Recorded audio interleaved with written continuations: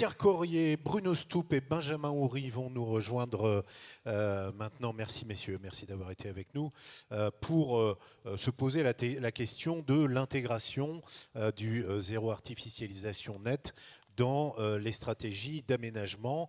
Quel impact de cet objectif de réduction de l'artificialisation des sols sur les stratégies d'aménagement? Quelles méthodes, quels outils pour planifier l'aménagement du territoire en tenant compte de la réglementation, mais aussi des besoins des populations? C'est ce que nous allons voir avec Benjamin Houry, qui est au centre, vice-président de l'agglomération de la région de Compiègne, en charge de l'aménagement et de l'urbanisme et administrateur de l'agence d'urbanisme Oise-les-Vallées. Bruno Stoup, le directeur du CAUE de l'Aisne, et Pierre Corrier, directeur général des services de la communauté d'agglomération Chauny, qui a été cité à plusieurs reprises déjà, j'ai l'impression. Chauny, Ternier, Lafère. On commence avec vous, si vous voulez bien. Cette communauté d'agglomération de Chauny, Ternier, Lafère, c'est la deuxième agglomération de l'Aisne, 56 000 habitants, 48 communes. Certaines sont urbaines, d'autres sont rurales. Et vous dites, sans détour, que le ZAN va bouleverser les stratégies des collectivités. Bouleverser, c'est un mot très fort. Hein. Dans quelle mesure ce fait, enfin ce qui sera un fait en 2050, va-t-il bouleverser? Qu'est-ce que ça va changer dans les stratégies d'aménagement? Oui, alors, merci. Bonjour à tous. Alors c'est vrai qu'on est une communauté d'agglomération jeune, hein, 56 000 habitants, vous l'avez dit, la deuxième du département. On le rappelle souvent, et si je ne le faisais pas, les élus de l'agglo me le reprocheraient certainement.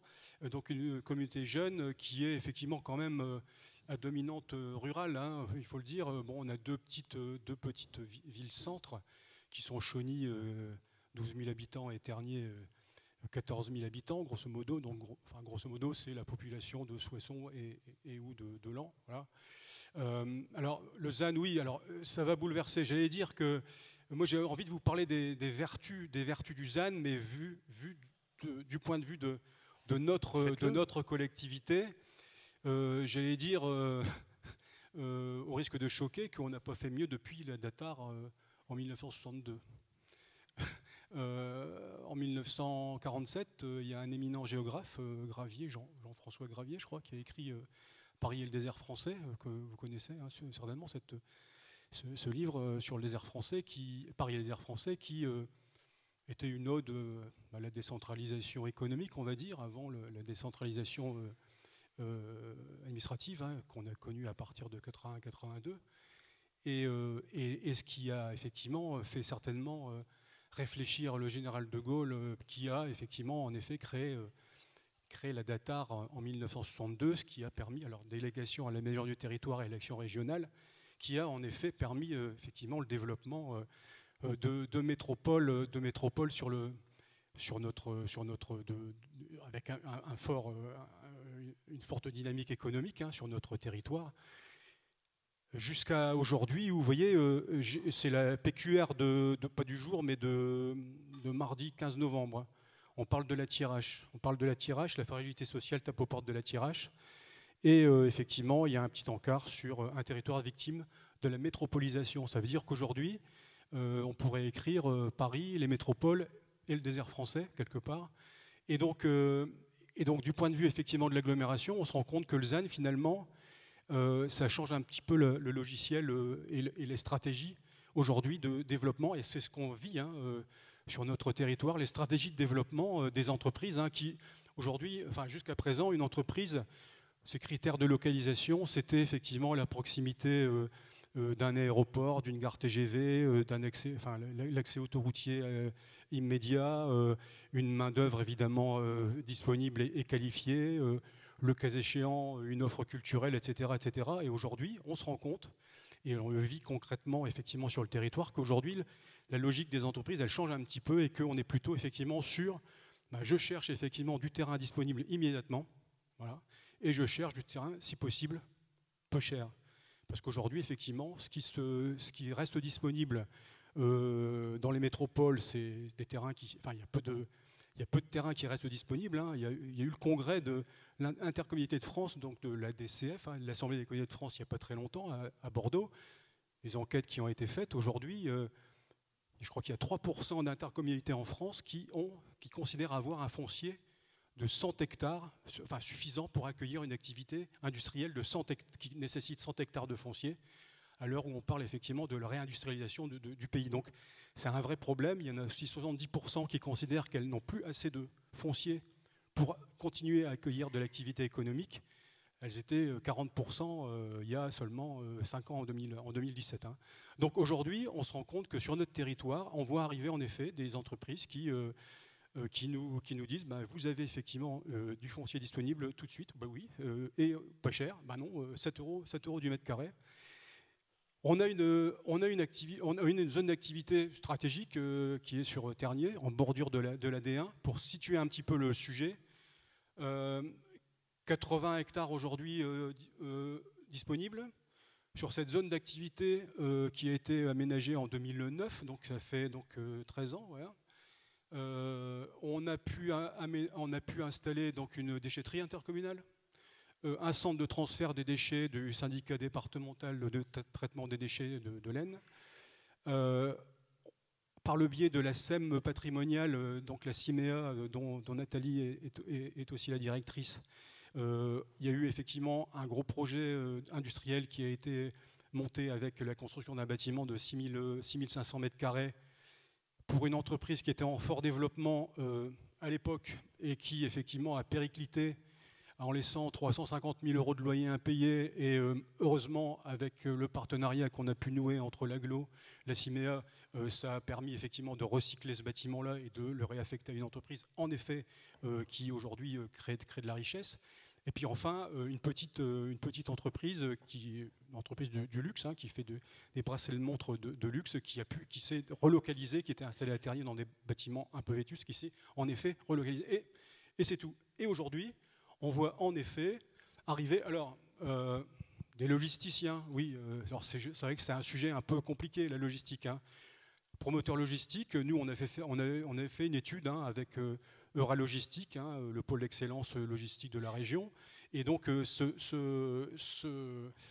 cette étude avait effectivement confirmé qu'il y avait certainement une carte à jouer sur une zone de 80 hectares, d'en réserver 15 à 18 pour de la logistique.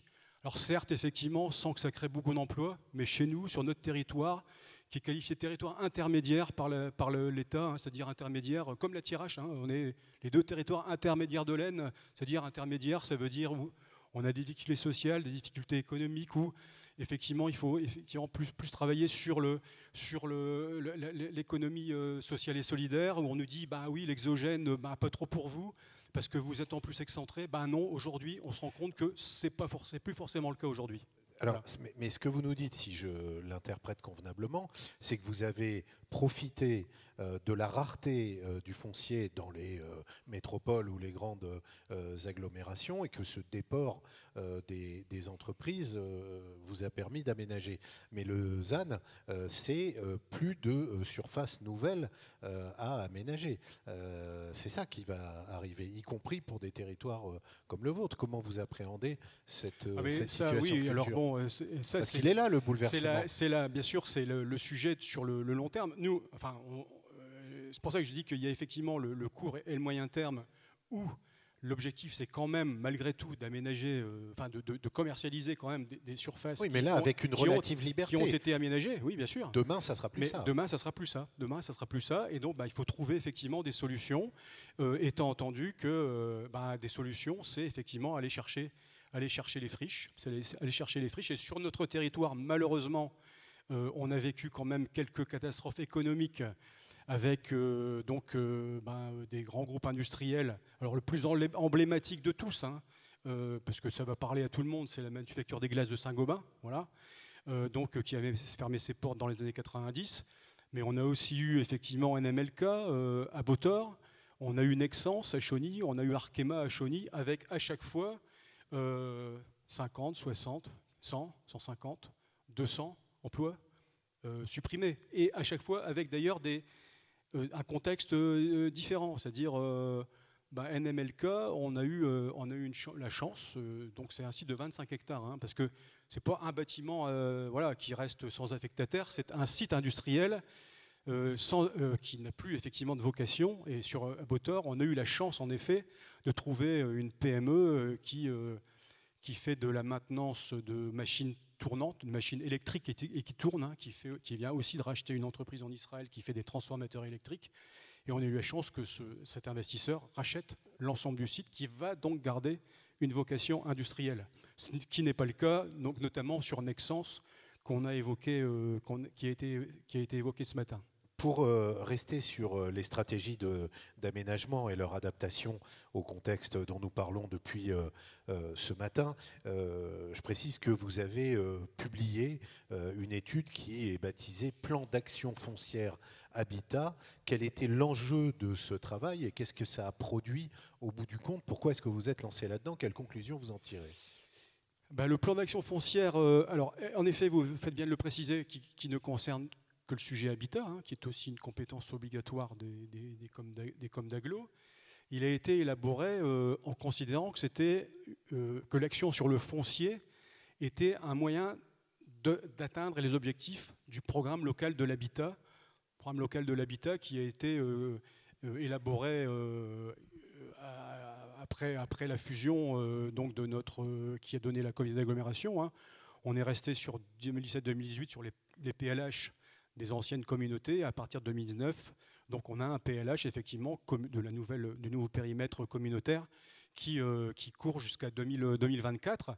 Et dans le PLH, il y a 6 objectifs, dont un qui concerne effectivement le sujet du bâti ou des espaces délaissés et ou dégradés.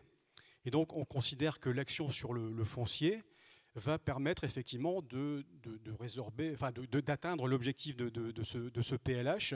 Alors le plan d'action foncière, c'est quoi? C'est un atlas, hein, c'est un atlas foncier de 300 pages. 352 pages. J'ai été tenté de l'imprimer pour le lire, j'ai renoncé. Compliqué, oui, 352 pages, avec effectivement un lexique à la fin, enfin un guide des procédures hein, à la destination des maires, pour les accompagner dans les procédures d'abandon, abandon manifeste, bien sans maître, etc., etc. Mais l'objectif, effectivement, c'est de faire un état des lieux du foncier, hein, alors, sur chacune des communes du territoire, de regarder effectivement l'état, donc avec un atlas géographique, avec effectivement les dents creuses qui sont maîtrisées par la collectivité, les possibilités d'extension dans le périmètre de la commune.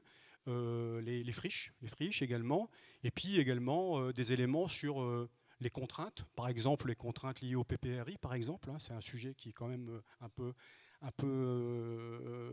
sensible sur notre territoire, et puis également les atouts, hein, c'est-à-dire par exemple la présence de commerce, la présence de services publics, etc., la présence d'équipements qui sont, pourquoi pas, un atout pour l'accueil de nouvelles populations.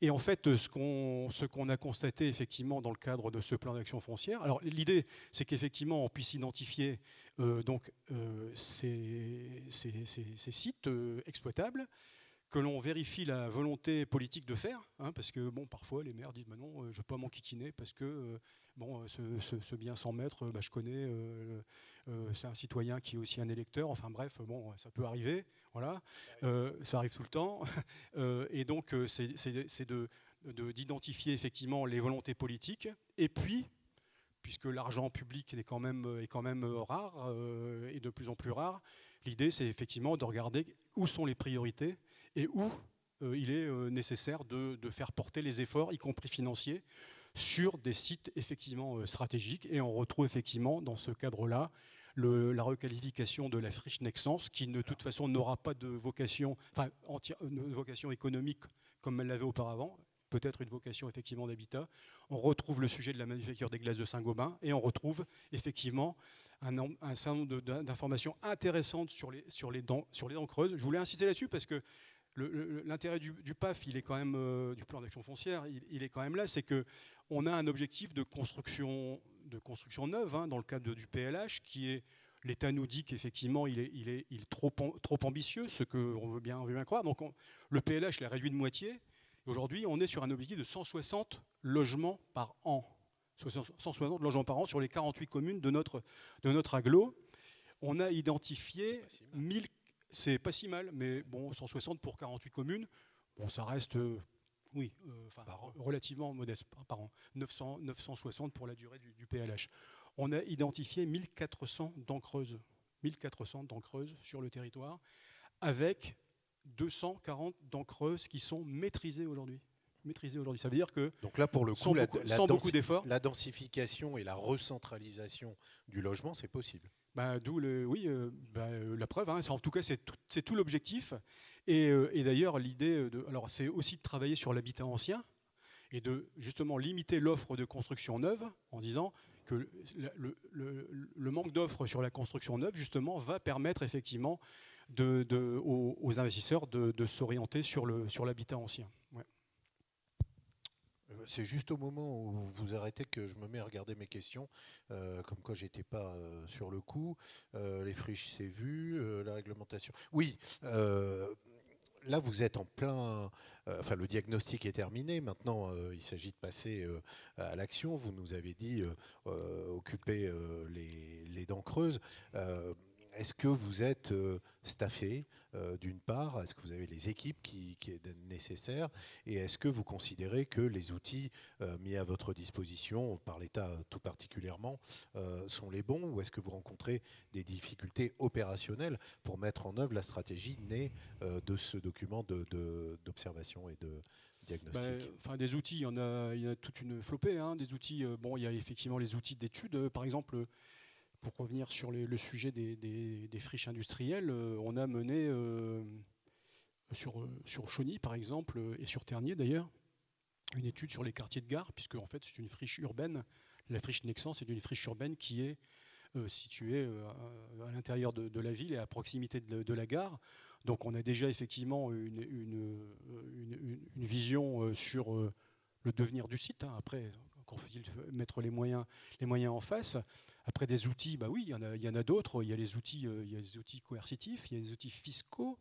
Par exemple, mettre en place les taxes d'habitation sur les logements vacants, qui a d'ailleurs aujourd'hui, ça a permis cette réflexion sur le plan d'action foncière. Elle a incité certaines communes, y compris des petites, à mettre en place effectivement cette taxe d'habitation sur les logements vacants pour justement inciter les propriétaires à agir. Hein, voilà. La majoration du foncier sur les propriétés non bâties, c'est aussi un outil. Et puis les outils, pour moi, aujourd'hui, les outils essentiels, c'est les outils qui sont ici. Hein, c'est l'EPF, l'ancien président de la Com d'Aglo, qui était président de 2017 à 2020, est dans la salle. Il a insisté lourdement, j'allais dire, auprès du préfet de l'Aisne pour accélérer effectivement notre adhésion à l'établissement public foncier Oisens, ce qui a été fait en fin 2021, parce qu'aujourd'hui on considère que c'est évidemment un accompagnement indispensable sur des sujets un peu sensibles. Hein. Nathalie disait ce matin, Nexans sont des Parisiens qui n'ont pas forcément une idée, ils ont une idée de la valeur vénale des biens qui n'est pas forcément celle de la réalité locale. Donc on a besoin effectivement de gens qui puissent négocier et qui puissent effectivement nous accompagner dans les projets avec la SEM départementale, donc la CEDA. C'est ce qu'on est en train de monter très concrètement sur un beau projet qui est très complexe, mais qui est celui de la manufacture des glaces de Saint-Gobain. Les EPF pour accompagner les collectivités. Il y a aussi le CAE, les CAE, on en parlera tout à l'heure. Mais Benjamin Houry, d'abord, je rappelle que vous êtes vice-président de l'agglomération de la région de Compiègne, en charge de l'aménagement et de l'urbanisme, donc au cœur de notre sujet. Vous êtes aussi administrateur de l'agence d'urbanisme de l'Oise. On a dit les choses ce matin sur Lausanne, mais vous n'avez pas été interrogé, donc je le fais maintenant. Qu'est-ce que vous pensez de cet objectif de réduction drastique de l'artificialisation des sols, de son calendrier et de ses modalités? Est-ce que tout ça est bel et bon, ou est-ce que ça vous préoccupe en tant qu'élu? Donc, bonjour à tous. Donc effectivement, oui, Lausanne nous préoccupe en tant qu'élu, ça c'est clair et net.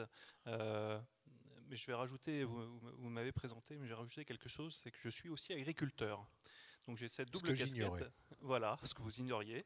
Et donc effectivement, je suis d'autant plus sensible aux ânes que, évidemment, mon rôle en tant qu'élu est de pouvoir effectivement mener à bien notre programme d'aménagement de nos zones d'activité, nos zones d'habitat. Mais en parallèle, je suis aussi en charge des relations avec les agriculteurs et moi-même étant agriculteur dans le Valois. Donc on a aussi ce souci de préserver l'outil agricole, de préserver nos exploitations. Et d'ailleurs, l'agglomération, il y a quelques années, a fait l'acquisition d'une exploitation agricole, d'un agriculteur qui souhaitait s'orienter vers une autre exploitation, se diversifier et s'agrandir. Et donc on a fait l'acquisition de 140 hectares de foncier agricole pour permettre de se constituer une réserve de foncière agricole pour permettre à nos agriculteurs impactés par des zones à urbaniser de pouvoir retrouver du foncier et de pouvoir, outil de compensation en fait. un outil de compensation et de pouvoir pérenniser leurs exploitations. Voilà, et donc ça a été notamment fait en lien avec la SAFER et avec le PFLO. Donc voilà, donc ça c'est donc voilà, donc pour répondre à votre question sur Lausanne, donc effectivement oui, c'est un objectif qui est clairement respectable, qu'on ne peut que confirmer. Nous on souhaite effectivement pouvoir atteindre cet objectif. Maintenant, c'est comment on l'atteint. C'est là tout le débat et tout l'enjeu, et donc là ça se fait à l'échelle des SCOT, hein, évidemment. Donc on participe activement, donc on a participé activement à toutes les réunions de travail pour pouvoir faire remonter à la région toutes nos observations et poser un certain nombre de questions, parce que les débats sont clairement ouverts. Et je vais prendre l'exemple effectivement donc de ma collectivité, où nous on estime qu'on a déjà été bon élève. On a requalifié toutes nos friches. Aujourd'hui, l'agglomération de la région de Compiègne, donc c'est un peu plus de 80 000 habitants, à peu près 42 000 Compiègne, et sur les 21 autres communes, donc c'est le reste avec de grosses disparités suivant les communes. On est sur un territoire effectivement plutôt bien positionné géographiquement, pas loin de l'Ain, pas loin du pôle Roissy qui se renforce énormément, avec des connexions aussi assez faciles à la région parisienne. Voilà, on est sur un territoire qui est très attractif. Donc effectivement, on a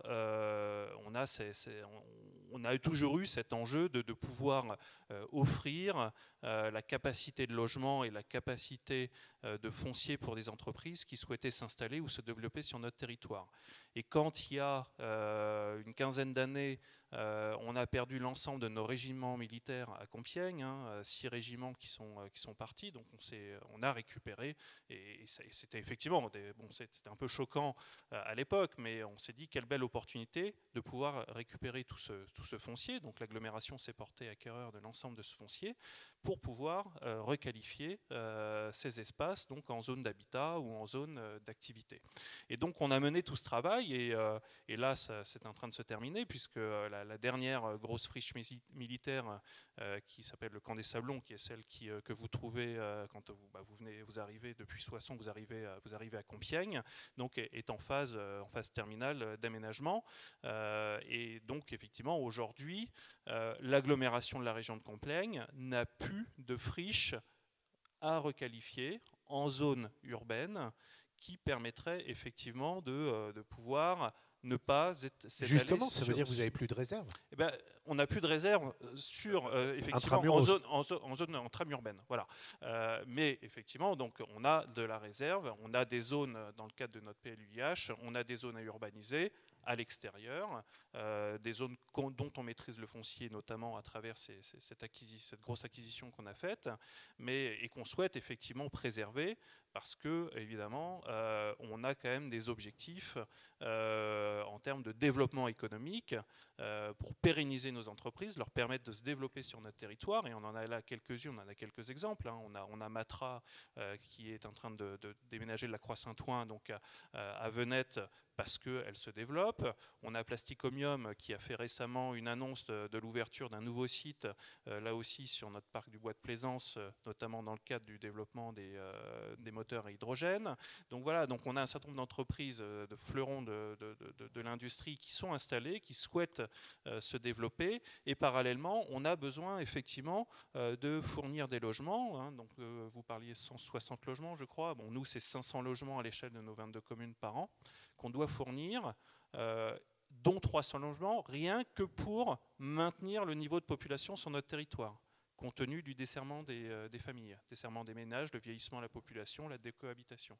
Donc ça, c'est très important, parce que derrière, si vous n'avez plus de logement, vous n'avez plus d'attractivité et vous n'avez plus d'entreprise. Voilà.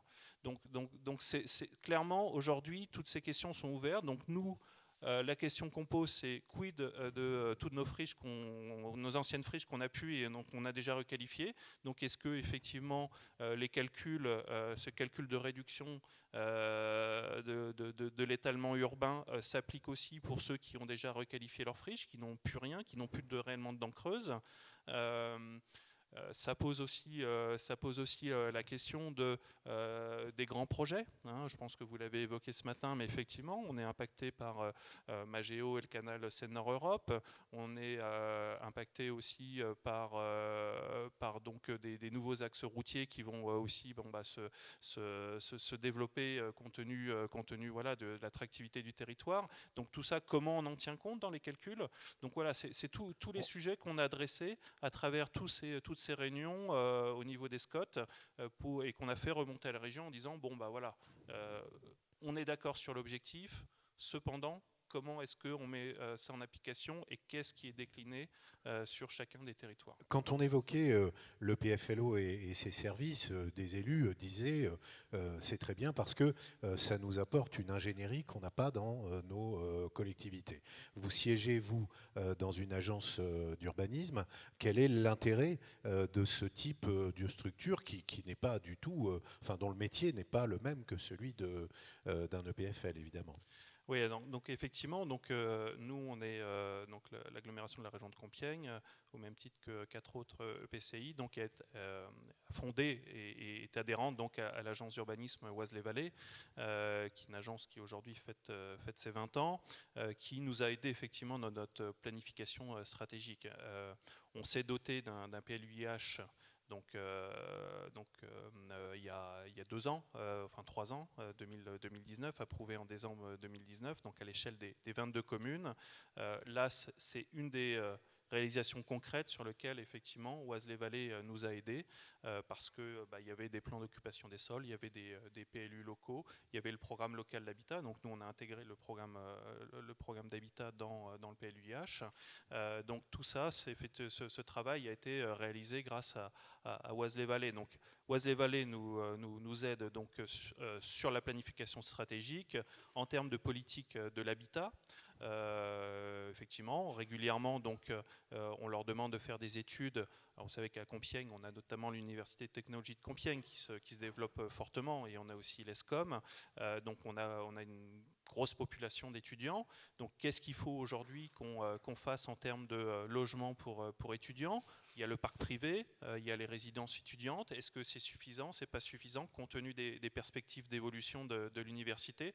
Donc ça, c'est des sujets sur lesquels... Ça met en lumière l'opportunité d'avoir une stratégie et la difficulté qu'il y a à la définir. Vous avez parlé des PLUI, PLUIH en l'espèce. Il y a un certain nombre de communautés de communes, peut-être même d'agglos, qui n'en veulent pas, qui résistent. Quel est l'intérêt finalement de votre point de vue? Pourquoi est-ce que vous êtes inscrit dans cette démarche? Pourquoi est-ce que vous en avez un là où d'autres n'en veulent pas? Tout simplement parce qu'effectivement, aujourd'hui, on a besoin d'avoir un fil conducteur, au moins sur les 10 années qui viennent, pour savoir effectivement qu'est-ce qu'il faut qu'on fasse et où il faut qu'on le fasse et comment il faut qu'on le fasse. Nos parcs d'activités sont à cheval sur 2, 3, 4 communes, par exemple. Donc évidemment, sans PLUIH, ça aurait été compliqué. Là, on a clairement défini dans le PLUIH les zones à urbaniser immédiatement ou à court terme, et puis celles à moyen, long terme. Donc ça, c'est des choses qui effectivement donc, ont été définies avec l'ensemble des élus des 22 communes pour clairement se dire voilà quelle vision on a en termes notamment de parcs d'activité. La même chose pour le logement. Quelles sont les zones sur lesquelles on souhaite du logement? Quelles sont les zones sur lesquelles on souhaite de la mixité? Comment aussi vient-on renforcer le commerce? Donc tout ça, c'est une manière de se mettre d'accord sur un plan commun, entre communes qui pourraient se tirer la bourre par ailleurs. Et ensuite, après, sur toutes les mobilités. Donc voilà, comment on connecte en fait les espaces entre eux, quelle politique on a, et tout ça c'est clairement défini dans notre PLUIH. Voilà. La parole maintenant pour une autre structure de conseil, d'ingénierie pour les collectivités. Je parle du CAUE. Alors il est représenté aujourd'hui par une grosse équipe. Il y a Philippe Avis qui est architecte au CAUE. Il y a Robin Sarrat qui lui est urbanisme. Et puis le directeur du conseil d'architecture, d'urbanisme et de l'environnement, Bruno Stoup, pour nous dire quelles sont les missions du CAUE, quels sont ses domaines d'expertise et sa contribution opérationnelle à la densification et à la requalification des friches. Vous pouvez vous organiser comme vous voulez, vous pouvez parler d'ici, aller au pupitre, c'est vous qui commandez. Je vais parler d'ici. Ok, allons-y. Bonjour à tous, merci de cette invitation. Finalement, on ne sera que deux intervenants. Que deux. Alors, il reste qui? Philippe Avis. Philippe Avis, architecte, okay. Sur un exemple un peu concret qu'on évoquera tout à l'heure. Donc, nous, CAUE, on est présent dans presque chacun des départements et on porte comme mission, donc je ne sais pas si tout le monde connaît bien les CAUE, je ne vais pas rentrer dans une présentation de nos structures, je vous rassure, mais simplement, dans les grandes lignes, on est des associations loi 1901. On a des missions régaliennes qui sont issues de la loi et on a un financement qui est assez spécifique puisque c'est la taxe d'aménagement, enfin, la part du départemental de la taxe d'aménagement qui permet de financer le CAUE, ce qui fait que la plupart du temps, les missions du CAUE sont gratuites. Donc notre objectif à nous, c'est, on a beaucoup parlé de pédagogie ce matin, on a beaucoup parlé d'accompagnement des porteurs de projets. Donc ça cible très bien dans les missions du CAUE. Nous, on essaye de porter, de sensibiliser les élus à construire une vision globale pour leur territoire, et donc une stratégie notamment foncière, mais aussi sur d'autres points de l'aménagement du territoire, et systématiquement replacer leurs projets dans une approche à au moins l'échelle urbaine pour bien comprendre les choses. Et donc cette sensibilisation, en ce qui concerne plus précisément le ZAN et la sobriété foncière, ça passe par les emmener visiter d'autres territoires qui sont déjà engagés dans des processus de stratégie foncière. Et donc on propose en fait un certain nombre d'événements et de sorties pour les élus pour leur montrer ce que l'on peut faire dans des territoires qui sont similaires aux leurs. Faut savoir que dans le département de l'Aisne, on intervient essentiellement dans la ruralité. On a parlé du déficit de l'ingénierie dans ces territoires-là. On n'a pas d'agence d'urbanisme, par exemple, dans l'Aisne. Et le CAUE, c'est un des rares acteurs de l'aménagement des territoires qui peut être consulté par les collectivités. Ça, c'est une des premières choses, c'est développer une culture commune de la sobriété foncière en ce qui concerne le ZAN, pour préparer justement au changement de paradigme. La deuxième chose, c'est d'apporter le conseil. On a dans nos équipes, donc vous avez cité des urbanistes, des architectes, mais aussi des paysagistes, que l'on met à disposition des territoires en amont de leurs projets, gratuitement, pour ce qui concerne le département de l'Aisne, mais la plupart des CAUE. Certains CAUE ont des systèmes de conventionnement payants, mais qui sont à des prix qui... On est hors champ concurrentiel, hein, on est sur du conseil, on n'est pas du tout sur une prestation d'AMO. Hein. Et tout ça gratuitement, bien évidemment. Donc en ce moment, on est beaucoup sollicité par des territoires qui sont notamment dans les programmes Petites Villes de demain et l'Action Cœur de Ville, qui sont des programmes qui permettent finalement de re-questionner en profondeur les territoires et justement de se poser la question de la stratégie foncière. Alors si vous voulez bien, j'ai deux exemples à vous montrer. Mais bien sûr, qui sont sur deux... avec joie. Deux approches complètement différentes. Un accompagnement de Saint-Terme sur justement un projet Petite Ville, un programme Petite Ville de demain, Et un conseil aussi sur un territoire petite ville de demain, mais on était sollicité plus pour une mission préopérationnelle sur un îlot dégradé à la faire, donc sur votre territoire. Bon, voilà, c'était pas fait exprès, mais bon. Je vais passer les... Ah, ça défile tout seul, je peux avoir le contrôle. Voilà. Super. Merci bien. Merci. Donc ça, on vient d'en discuter.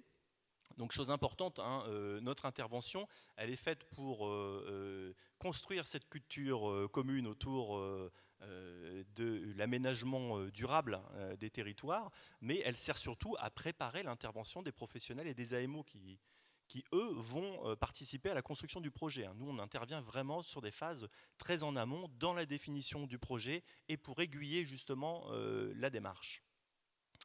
Donc territoire de Saint-Terme, alors la spécificité, donc là 1700 habitants, on est dans la ruralité, on est la communauté de communes de la Champagne-Picarde, et la spécificité c'est la fusion de trois communes. Donc on a un territoire qui est très très étalé, avec des centralités passées qui demeurent et qui ne facilitent pas finalement la lecture urbaine du territoire. Ils viennent nous voir avec 4 enjeux majeurs. Difficulté de se mouvoir en mobilité douce, puisqu'on a un territoire qui est très très éclaté, avec des distances assez longues d'un bout à l'autre. Alors il n'y a pas l'échelle sur la carte, c'est bien dommage. Renforcer les centralités, parce qu'il semble qu'il y a des centralités qui existent, il y a des polarités qui existent avec des vocations, mais qui sont différentes, parce qu'avec les années, finalement, on se rend compte que autour de la gare émerge finalement une centralité plutôt administrative et commerciale, que par ailleurs, on a plutôt des pôles scolaires qui se développent, donc différentes polarités en fait au sein de ce territoire éclaté, mais avec une difficulté encore une fois de lecture et de se projeter dans le projet de territoire à court, moyen et long terme. Et puis interroger le foncier bien évidemment. Alors on entend par là le foncier bâti. Beaucoup d'équipements communaux, de bâtiments qui ont tendance soit à se dégrader, soit à montrer les limites de leurs usages, et donc de réussir à construire finalement une stratégie autour de qu'est-ce que l'on fait de ce patrimoine bâti. Donc la première chose que nous l'on fait, c'est on étale un plan A0 sur une table et on invite tous les élus et les services à venir discuter avec nous des projets qui sont en cours sur leur territoire et des enjeux qu'eux ont pu identifier. À partir de là, nous, on va mener en fait une phase de diagnostic qui va nous permettre de faire émerger peut-être d'autres enjeux ou une vision différente de ces enjeux-là, et on va cartographier donc à l'échelle urbaine l'ensemble des projets et des enjeux sur le territoire. Alors ça peut paraître finalement assez anodin comme travail, mais bien souvent, ce travail il n'est pas fait. C'est-à-dire qu'il n'y a pas de vision globale. Il y a une vision qui est très fragmentée en fait, du territoire par le prisme des projets, mais absolument pas de vision large, qui est pourtant essentielle derrière pour pouvoir développer justement cette stratégie. Donc de là, on fait des zooms en fait, sur les différentes séquences qui nous semblent des séquences importantes à enjeu, notamment autour des différentes centralités qui ont pu être identifiées par la collectivité. Et eh bien, on interroge sur la qualité des espaces publics, la qualité de l'architecture, le foncier qui est à disposition et la vocation de ce foncier. Est-ce que la commune a des projets pour ces différents points ?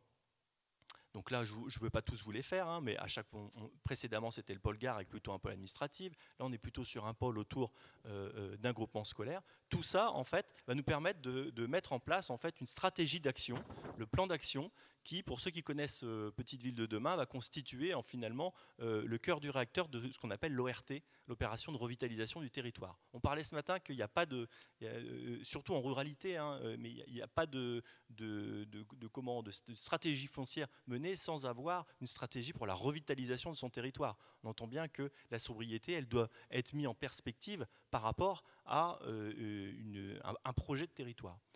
Et donc, ça nous amène à définir une stratégie foncière en fait, pour la commune, avec pour chacun des éléments, par exemple la gare. On se rend compte que la gare n'est pas utilisée, alors qu'elle est au cœur finalement d'une centralité administrative qui se développe, avec la présence du siège de la communauté de communes, avec un tiers-lieu qui est le fait-tout connecté, une crèche également à proximité, et puis des commerces qui se développent.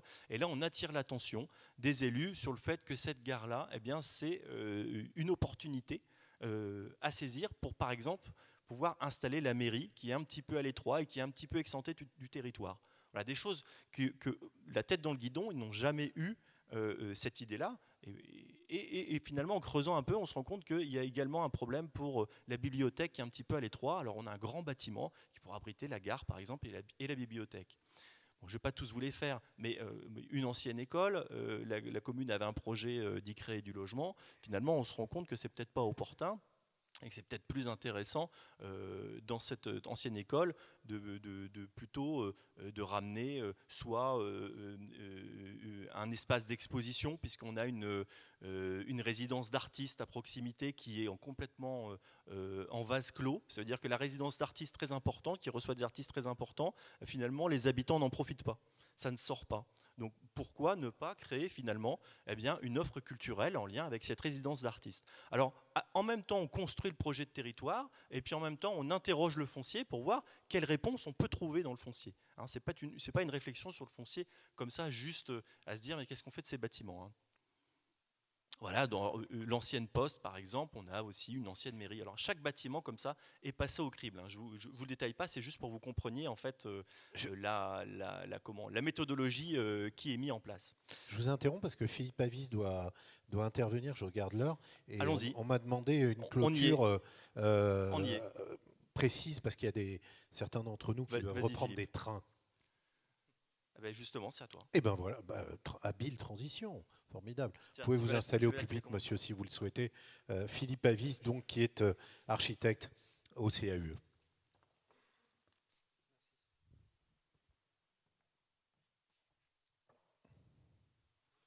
Vous m'entendez? Oui.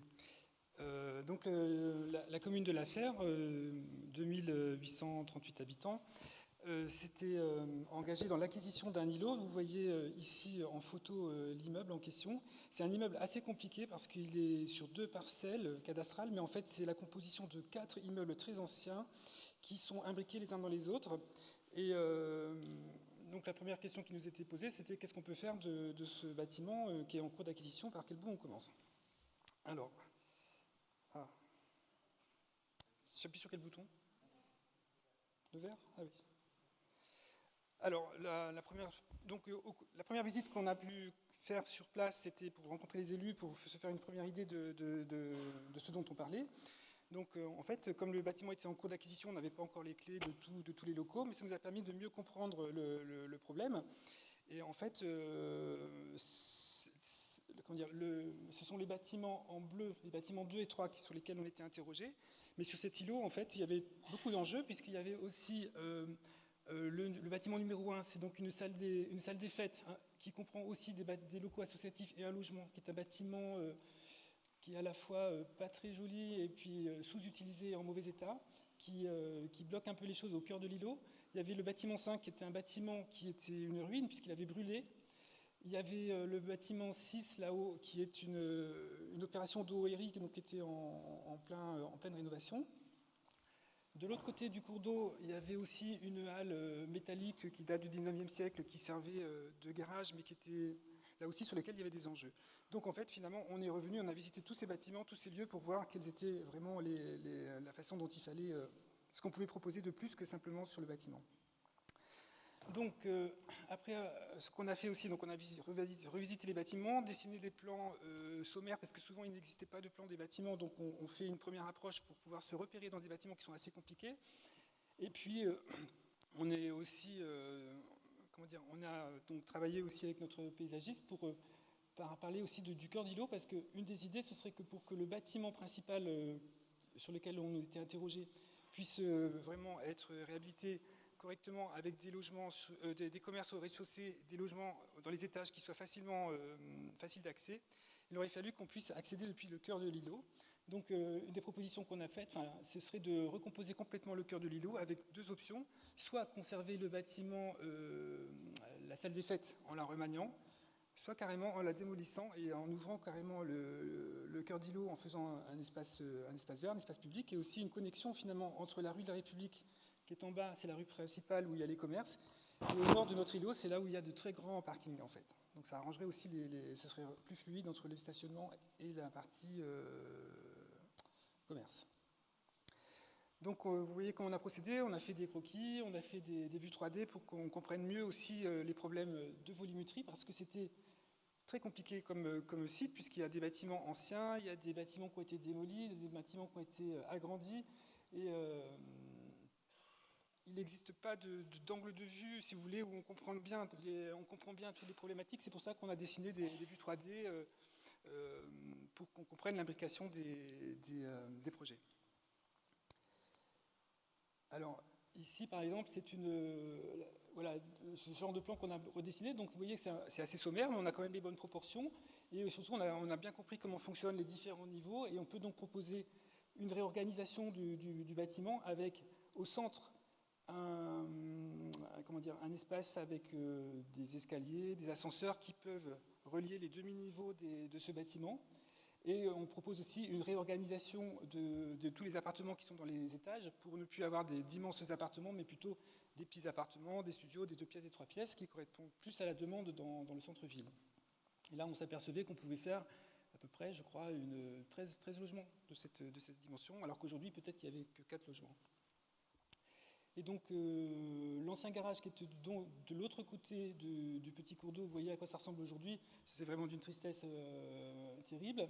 Mais on proposait, nous, de l'ouvrir sur le cours d'eau, sur notre espace vert, de le relier avec une passerelle, d'ouvrir une guinguette, et puis donc de changer complètement l'image. Donc vous voyez, à partir simplement d'une question autour de cet immeuble qu'il fallait réhabiliter, on propose aussi d'autres aménagements, en démolissant tout et en reconstruisant des logements à la place.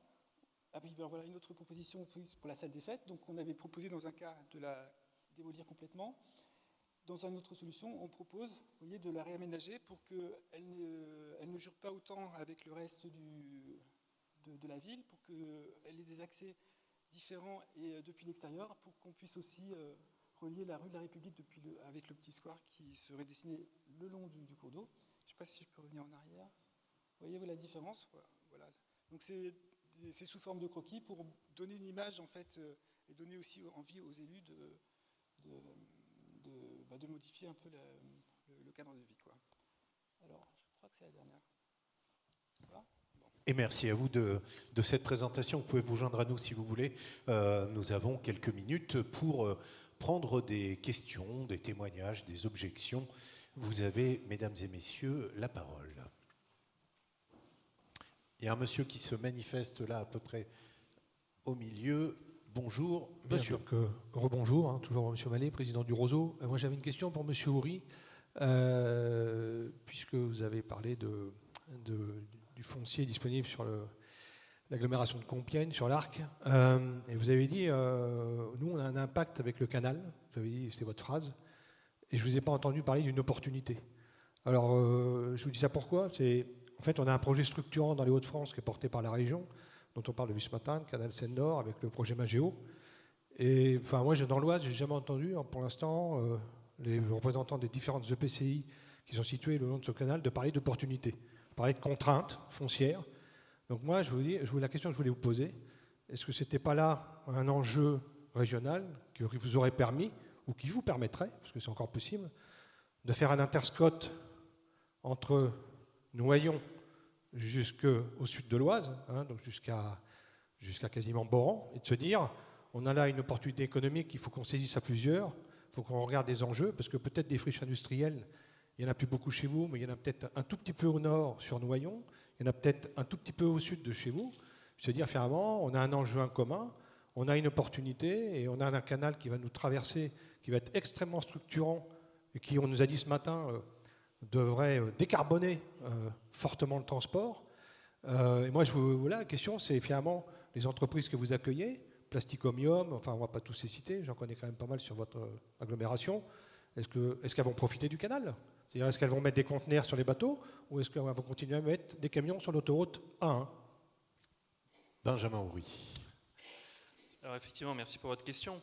Donc quand je parle effectivement d'un impact du canal Seine-Nord-Europe sur notre territoire, c'est avant tout par les emprises foncières qui pourraient venir diminuer notre quota potentiel vis-à-vis du ZAN. Donc c'est là où il est l'impact. Évidemment, le canal, c'est des opportunités. Enfin, on espère que ce sera des opportunités.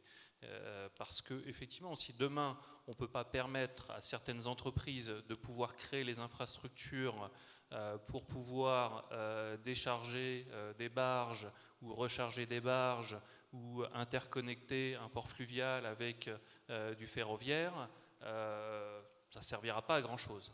Donc voilà. Donc aujourd'hui, bien entendu, des acteurs, notamment de la logistique, se saisissent du sujet sur notre territoire pour en faire des opportunités. Mais ce qu'on espère, c'est que le ZAN, effectivement, pourra quand même nous permettre de mettre en œuvre ces opportunités, hein, notamment avec des ports fluviaux. Il y a un projet du côté de Clairoy, il y a celui aussi de Longueuil-Sainte-Marie. Donc voilà, donc évidemment, on espère que ça sera cette opportunité à terme. Voilà. C'est l'idée qui a été exprimée ce matin, qu'il fallait extraire des quotas les grands projets fortement consommateurs d'espace et dont l'intérêt dépasse les enjeux communaux on ou ne veut pas avoir que les contraintes des grosses barges qui passent dans le centre-ville de Compiègne. On veut effectivement pouvoir aussi en avoir les bénéfices et que ça serve notre territoire. Avez-vous d'autres questions, observations, objections, témoignages ? Oui, monsieur.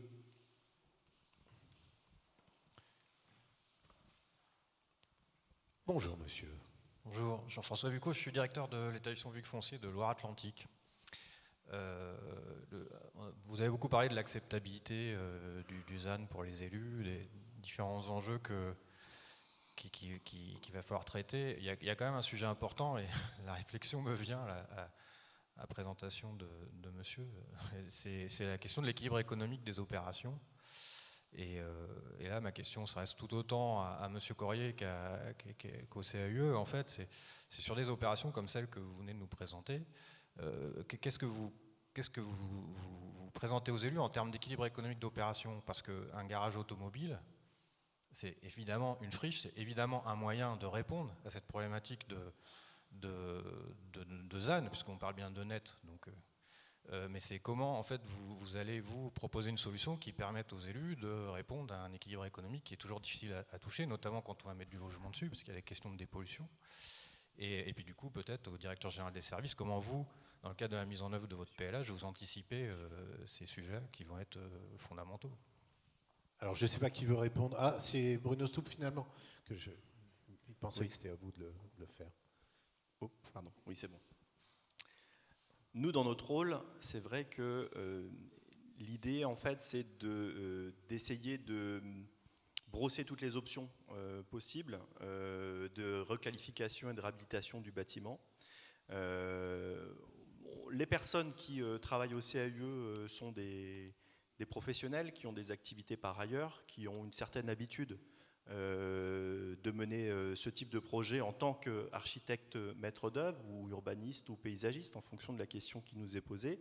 Donc on a quand même des notions de ce qui est faisable ou de ce qui ne l'est pas, sachant que nous derrière on ne propose pas après de montage financier, enfin ça ne fait pas partie de notre mission.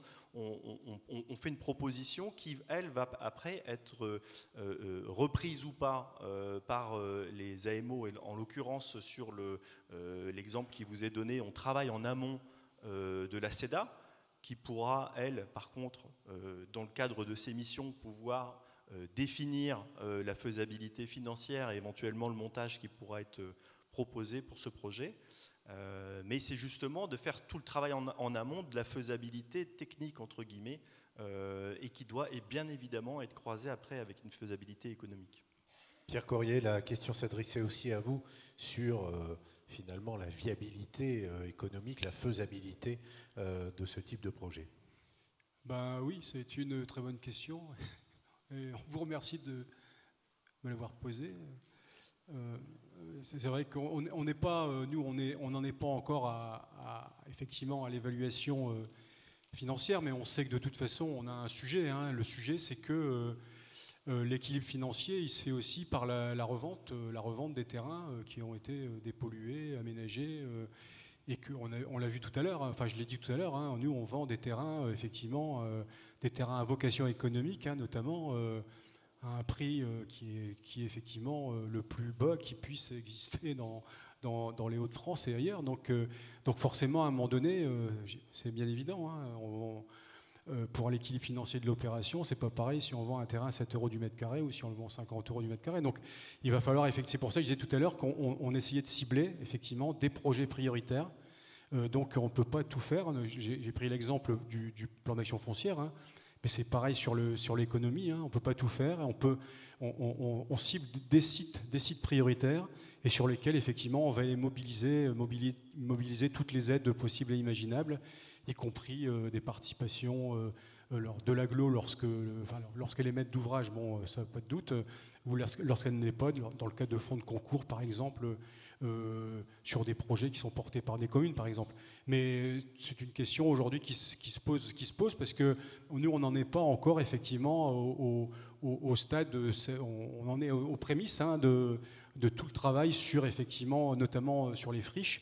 Mais c'est en effet forcément une question qui se posera à un moment donné, oui. Complément de réponse de Benjamin Houry qui demandait la parole là-dessus. Effectivement, c'est une bonne question parce que c'est toujours, quand on a des friches comme ça requalifiées, c'est toujours compliqué de savoir quel bilan on va en tirer sur le plan financier.